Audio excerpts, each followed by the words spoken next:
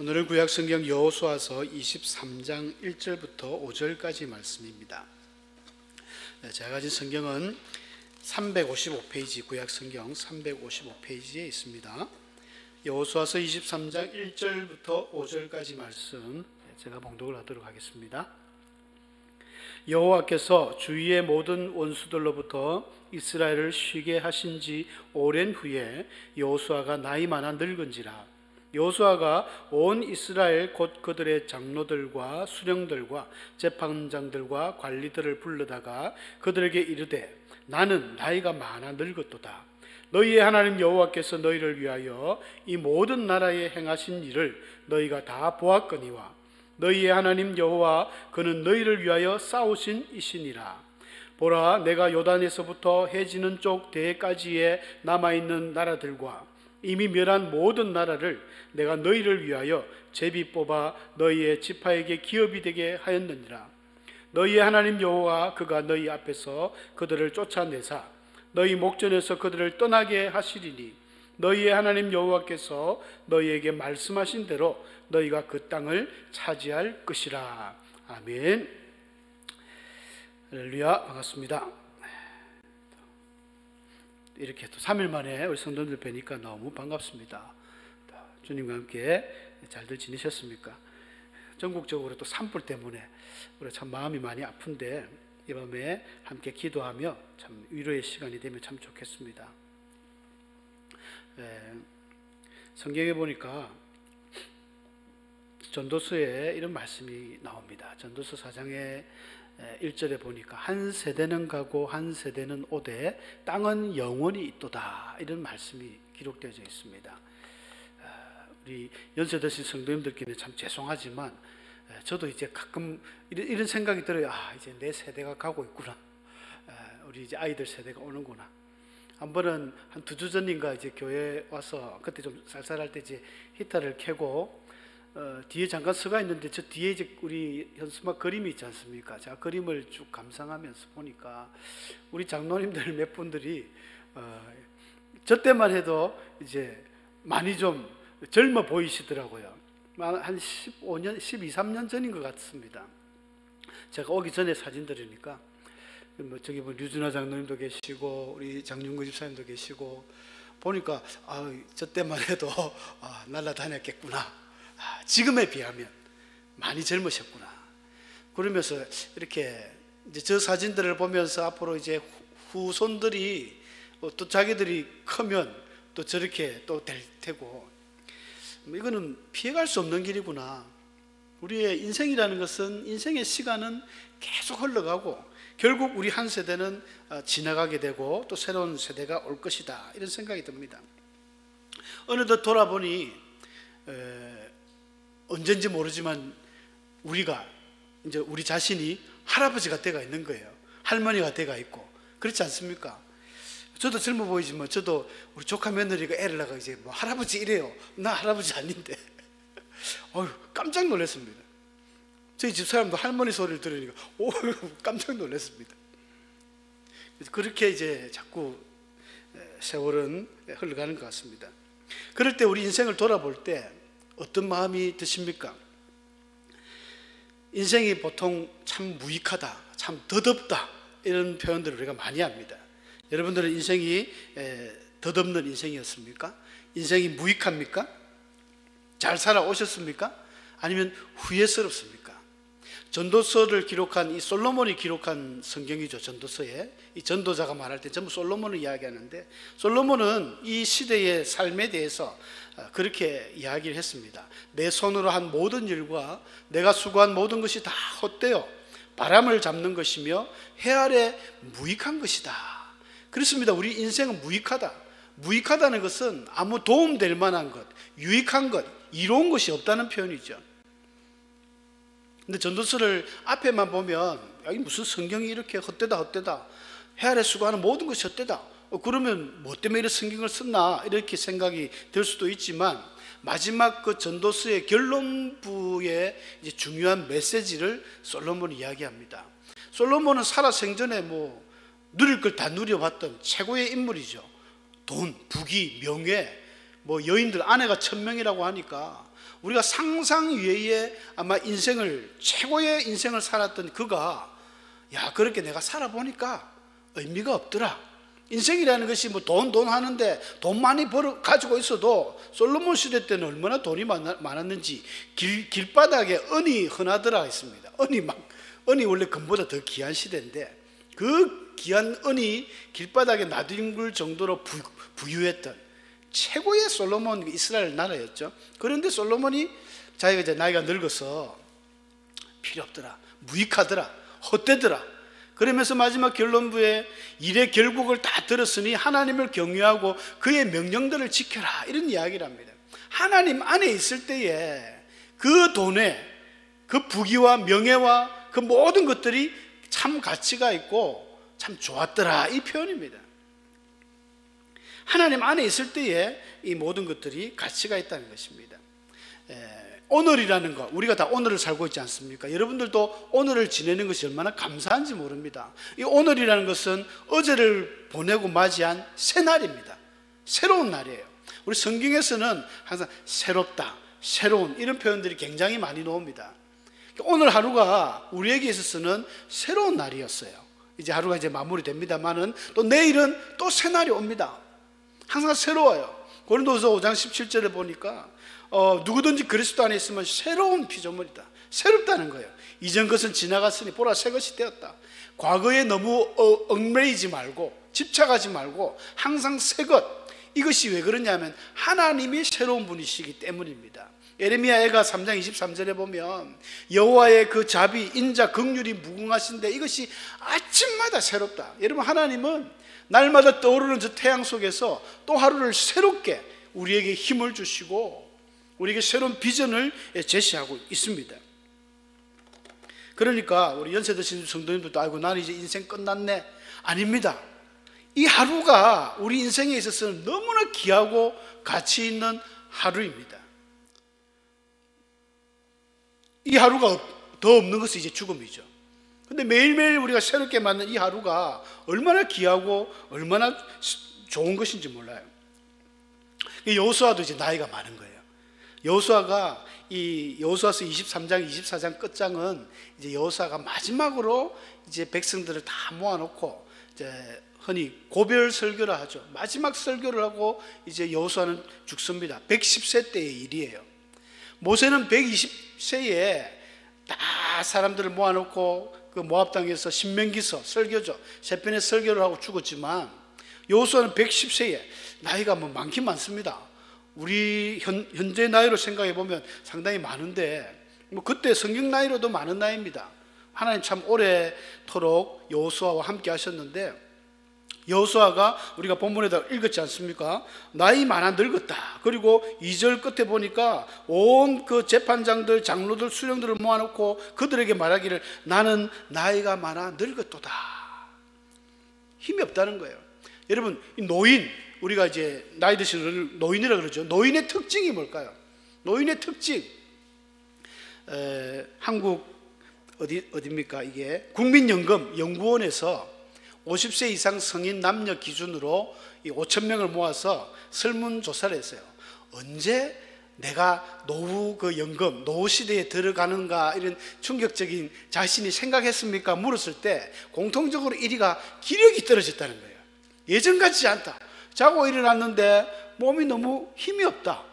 계단을 올라가는데 막 숨이 차다. 눈이 침침해졌다. 귀가 잘 들리지 않는다. 이빨이 시원하지 않다. 하여간 우리 온몸이 점점 기력이 약할 때 내가 늙었구나, 이렇게 깨닫는다는 것입니다. 그렇게 깨닫습니까, 우리 어르신들? 근데 신기한 것은 아무리 연세가 들어도 마음은 잘 안 늙죠. 마음은 항상 이빨 청춘입니다. 나는 마음은 모든 걸 할 수 있을 것 같아. 사실은 아니거든요. 이거 우리 어르신들이, 연세 드신 분들이 인정하셔야 됩니다. 나는 늙었다. 여호수아도 나는 늙었다, 인정해야 되는데 이걸 인정 못 하시는 몇 분 어른들은요 막 헬스장 가가지고 근육을 막 자랑하시더라고요. 저는 위험하다. 한 80세 이상 되신 분들은 아무리 근육이 빵빵해도 좀 자중해야 됩니다. 중고차하고 이 노인들은 한순간에 퍼져버려요. 근데 그렇게 생각하시는 안 하시는 분들도 꽤 계시더라고요. 연세가 들었으면은 거기에 맞춰서 생활을 해야 되는데 나는 아직 뭐 팔팔해, 내 막 60, 70 나는 나이도 아니야 하면서 막 들고 가다가 큰일 날 수 있습니다. 여호수아는 나이가 많이 늙었다 인정하는 거예요. 아주 지혜로운 것이죠. 그런데 성경에는 이런 노인들 앞에서 너는 샘머리, 흰머리죠, 샘머리 앞에서 일어서고 노인의 얼굴을 공경하라, 레위기에서 율법에 정해놨습니다. 하나님이 어른 공경해라, 연세 드신 분 함부로 하지 마라, 막 늙은이 뒷방 늙은이 취급하지 마라, 이 말인 거예요. 성경이 하나님의 말씀입니다. 왜 그렇겠습니까? 연세 드신 분도 힘도 없잖아요. 기력도 세한데 젊은이하고 싸우면 한 번씩 가끔 뉴스 나오지 않습니까? 젊은이들이 못된 아이들이 버스에서 지하철에서 그 어르신들 막 함부로 해가지고 싸우면 안 됩니다. 그렇다고 또 연세 드신 분도 싸움하면 안 되죠. 붙어봐야 내가 진다는 걸 알고 그냥 조용히 그냥 있으면 되는데, 나도 왕년에 한 번 했다 하면서 막 와락하다가 아유 큰일 납니다. 큰일 나요. 그러나 연세 드신 분들이 그들의 삶의 지혜와 경험이 있다는 것 아닙니까? 여러분, 인생의 이 삶의 경험, 그리고 오랜 세월을 지나면서 터득한 지혜는 돈을 주고 살 수 없습니다. 은을 주고 살 수 없는 게 지혜지 않습니까? 이 지혜가 물론 어린이들보다는 비교가 안 되죠. 어르신들이 인생을 그렇게 오래 살면 이런 다 삶의 지혜와 또 삶의 경험, 경륜이 있습니다. 그거를 존중하라는 거예요. 그렇다고 모든 우리 어르신들이, 노인들이 다 지혜로운 것도 아닙니다. 안 그런 분도 있죠.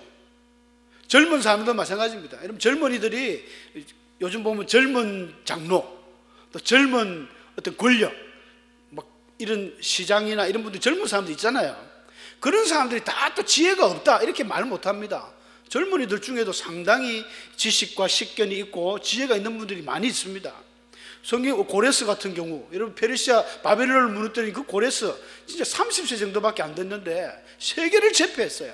알렉산더 대왕도 마찬가지입니다. 20세에 왕이 돼가지고 전 세계를 제패했던 이런 대단한 인물들이 많이 있습니다.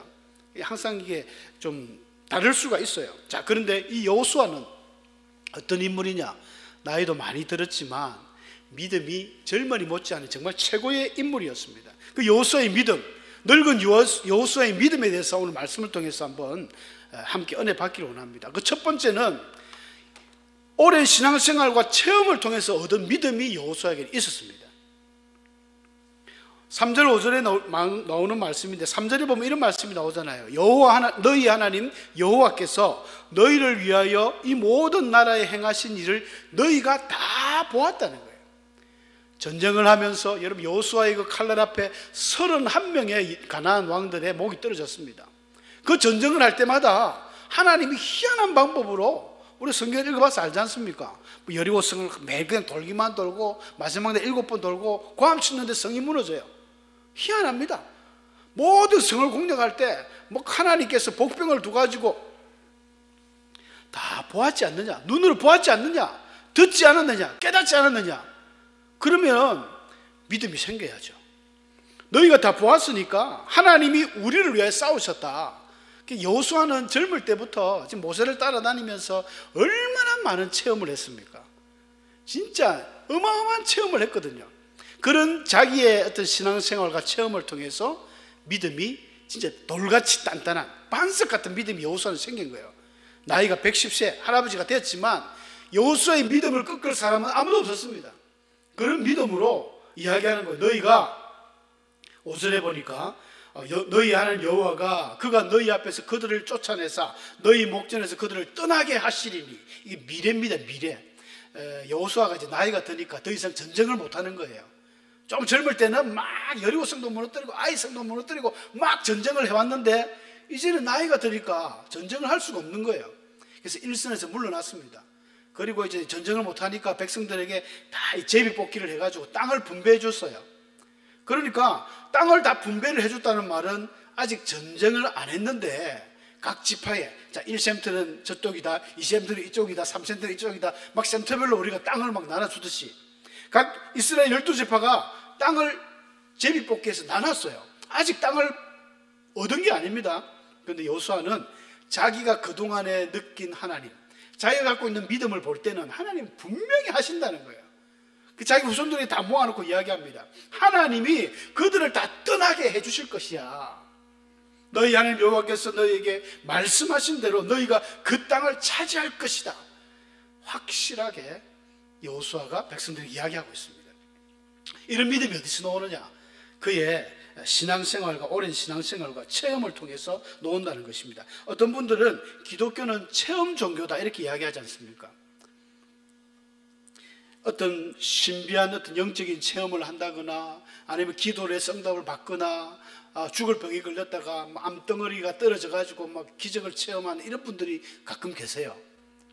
그런 놀라운 어마어마한 기적을 체험하면서 야, 하나님 정말 살아있구나, 하나님 있구나 하고 하나님을 믿는 분들이 있습니다.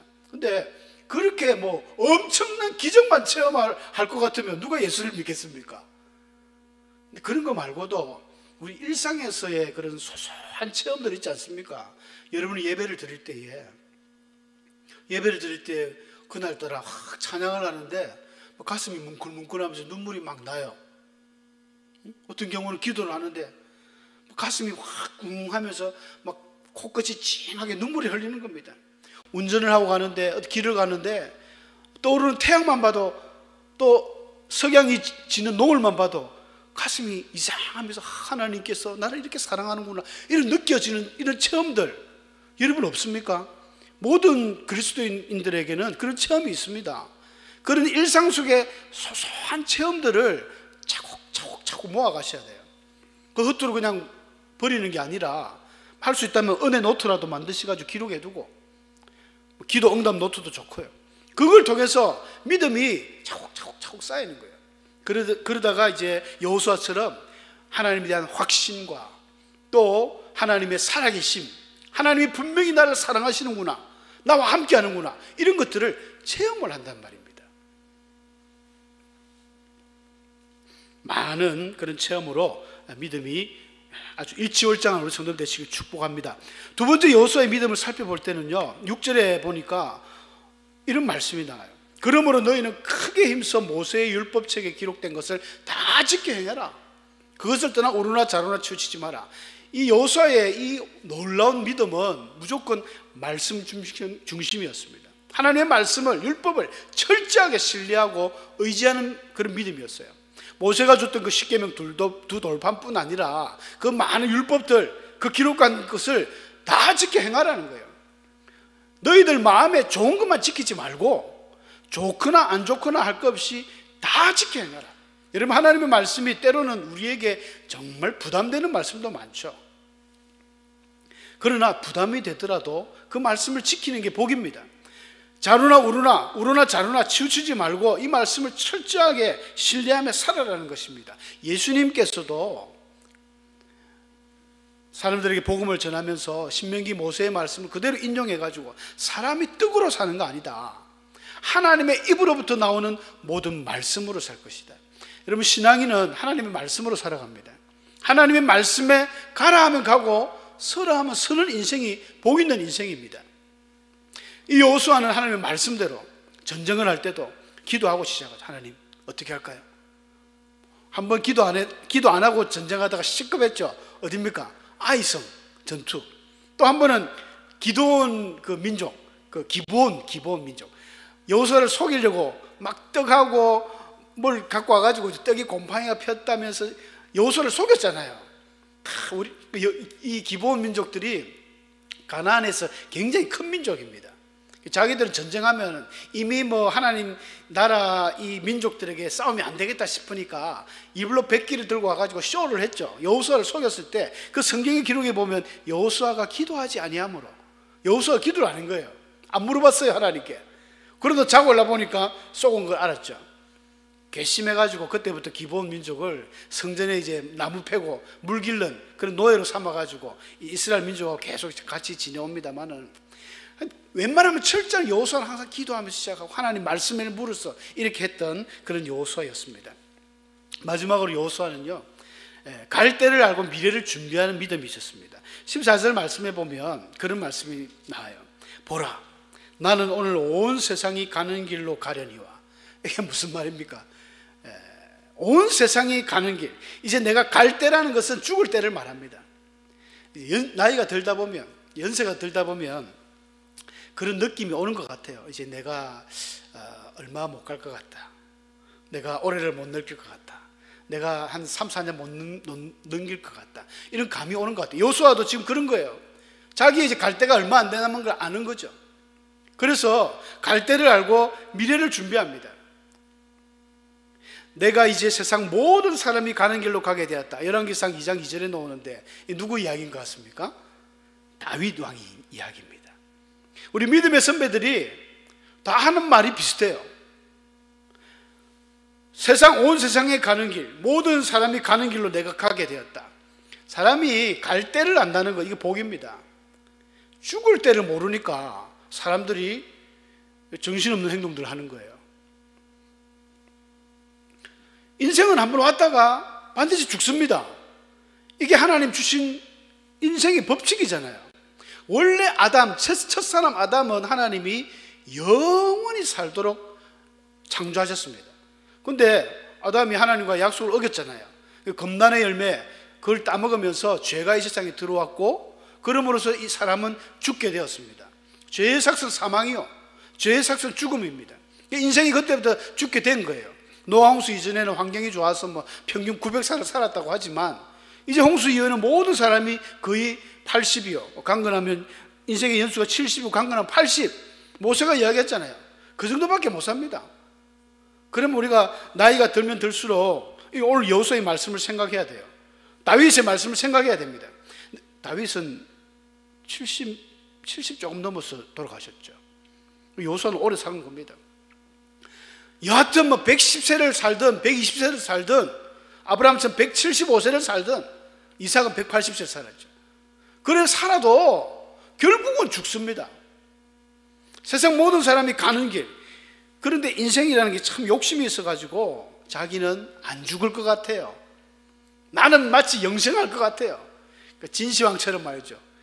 자기 영생하려고 불로초를 구하고 결국은 죽습니다. 그러니까 미래를 준비해야 됩니다. 나는 이제 곧 죽을 수가 있으니까 우리 자녀들, 얘들 믿음 교육을 해야 되는데 어떻게 할까? 혹시 돈이 좀 있으면 투자하셔서 그 자녀들을 위해서 믿음의 좋은 어떤 것들을 만들어주는 것도 좋아요. 결국 돈을 가지고 못 가지 않습니까?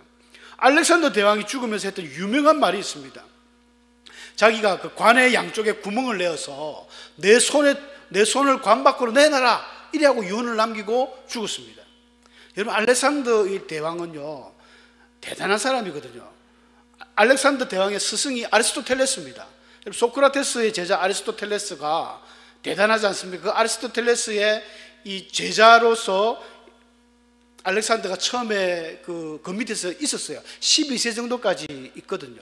그러다가 아버지 이제 필리포스가 오라 해가지고 와가지고 군사훈련 받고 20세에 이제 왕위를 물려받아서 막 인도까지 점령을 해나갑니다. 페르시아가 점령했던 인도로부터 그 이디오피아까지 127개국을 완전히 무너뜨리고 인도까지 가가지고는 내가 더 이상 정복할 나라가 없다 하면서 눈물을 흘리면서 죽었어요. 거기서 풍토병으로 죽었다, 아니면 하도 전쟁만 10년 동안 전쟁을 했어요. 10년을 젊은이들이 20세부터 30살까지 33세에 죽었다 하는데, 그때까지 전쟁만 했으니까 얼마나 고향이 그립겠습니까? 알렉산더와 함께 했던 사람들이. 근데 죽을 때 자기가 그런 유명한 굉장히 철학적인 사람이니까 이게 무슨 의미일까요? 바깥으로 손을 내밀어라. 이게 아무것도 못 갖고 간다는 거예요. 사람이 죽으면 빈손으로 간다는 것입니다. 우리나라에 좋은 이런 말이죠. 공수래, 공수거. 빈손으로 왔다가 빈손으로 간다. 이걸 보여줬습니다. 알렉산더, 그 큰 제국을 만들었던 알렉산더 대왕이 굉장히 의미 있는 말을 한 거예요. 못 갖고 갑니다. 삼성 그 큰 그룹, 현대, SK 그 큰 회장님들, 모르겠으면 돈의 규모가 어마어마하겠죠. 몇 조씩. 연예인들도 돈을 많이 벌더라고요. 방탄소년단을 만들었던 방시혁이라는 작곡가가 있는데요. 그 전부 이 귀신들, 악령에 의해서 작사하거든요. 여러분, 그런 거 보면 이 참 히트친 곡들은 자기들은 전부 귀신과 접촉해서 만들었다고 자기들이 이야기를 합니다. 막 어떤 방 안에 들어가지고 어떤 악령들과의 접신이죠. 뭐 성령은 아니니까. 그렇게 하니까 뻥뻥 막 터지더랍니다. 그 재산이 얼마나 되는 줄 아십니까? 2조가 넘어 2조가. 와, 작곡가 뭐 훌륭한 가수들을 둔지 모르겠지만 그건 못 갖고 간다는 것입니다. 다 못 갖고 갑니다. 여호수아는 이제 24장에 넘어가면 마지막 그런 부분이 나와요. 여호수아가 세겜에서 백성과 더불어 언약을 맺고 그들을 위해 율례와 법도를 제정하였더라. 어쩌든지 간에 여호수아는 야 이제 나는 이제 죽을 때가 됐다. 나는 곧 갈 거야. 그러나 너희들은 하나님 말씀에 굳건하게 설하면서 율법을 만들어 버렸어요. 법도를 제정했는데 약속을 하고 언약을 맺습니다. 이것만 해가 안 되니까 큰 돌을 갖고 와가지고 야 이 돌이 바로 너희와 내가 언약한 거야 하면서 돌을 이 정표로 세웠습니다. 언약의 돌이죠. 하나님 앞에서 너희와 내가 언약하는 것을 이 돌이 들었다 하면서 이 돌을 딱 언약을 세우는 거예요. 이 돌이 우리에게 증거가 되리니 이는 여호와께서 우리에게 하신 모든 말씀을 이 돌이 들었음이니라. 그런즉 너희가 너희의 하나님을 부인하지 못하도록 이 돌이 증거가 되리라. 이 돌 볼 때마다 내 생각해라. 이 돌 볼 때마다 하나님의 율례, 하나님의 언약, 그 법도를 떠나면 안 된다. 이걸 꼭 기억해라. 앞에 쭉 말씀들 읽어보시면 하나님의 이런 엄청난 이 만약에 못 살았을 때 너희가 하나님 어떻게 책망하는지 벌하는 거 다 설명했거든요. 이런 걸 다 이야기하면서 마지막으로 큰 돌을 세워놓고 법도를 세우는 겁니다. 미래를 내다본 것이죠. 누구나 우리는 이 세상에 그 가는 길 마지막을 향해서 가고 있습니다. 그 마지막 때에 우리는 어떤 일을 해야 되겠습니까? 교회는 이런 또 우리 연세대신 많은 성도님들의 그 지혜와 그 경험들을 존중해야 되고 또 그들은 교회를 위해서 어떤 내가 하나님 앞에 이런 귀한 일들을 미래 세대들을 위해서 할 것인가 기도한다면 좋은 미래가 될 줄로 믿습니다. 믿음이라는 것은 나이와 상관이 없습니다. 어린아이들에게도 배울 것이 있고 또 연세 드신 우리 어른들에게도 배울 것이 있습니다. 믿음은 나이와 상관이 없는 것 같아요. 믿음은 그리스도의 말씀을 듣는 것에서부터 시작합니다. 들음에서 나고 또 그리스도의 말씀으로 나고, 그러니까 얼마나 내가 하나님의 말씀을 가까이 듣고 매일 보고 듣고 읽고 가까이 하느냐, 체험을 많이 하느냐, 그 말씀대로 하나님을 느끼느냐에 따라서 믿음의 이 정도의 차이가 있는 것 같습니다. 오늘 늙은 여호수아의 그 확고한 그 믿음을 우리가 거울 삼아서 우리가 그 믿음, 우리도 전진하는 주의 백성들 되기를 축원합니다.